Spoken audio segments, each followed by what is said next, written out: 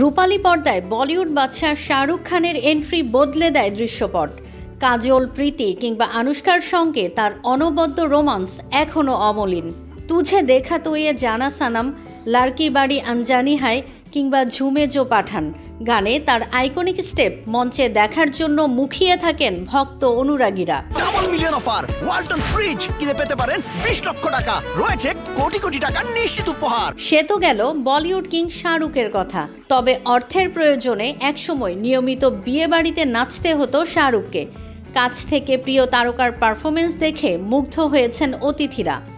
অনেকদিন ব্যক্তিগত অনুষ্ঠানে নাচতে দেখা যায়নি তাকে। গত সেপ্টেম্বরে এর কারণ ব্যাখ্যা করে শাহরুখ বলেছিলেন, আগে আমি মেয়ের স্বামীর বয়সে ছিলাম, এখন শ্বশুর হওয়ার বয়স। কিন্তু কয়েকদিন আগে সেই শাহরুখ খানই বিয়ে বাড়িতে নেচে আলোচনার জন্ম দিয়েছেন। শাহরুখ ছাড়াও সেই মঞ্চে নাচতে দেখা যায় নোরা ফাতেহি, কার্তিক আরিয়ান, সারা আলী খানের মতো বলিউড তারকাদের। সেখানে শাহরুখই ছিলেন প্রধান আকর্ষণ।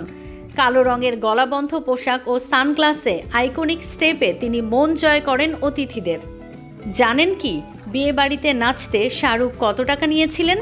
শুনলেই চোখ কপালে উঠবে বইকি। এই বিয়ের নাচে গুনে গুনে 11 কোটি 30 লাখ টাকার বেশি নিয়েছেন শাহরুখ খান। এই পরিমাণ টাকা বলিউডের অনেক তারকা একটি সিনেমার জন্যও পান না। News desk, risingBD.com।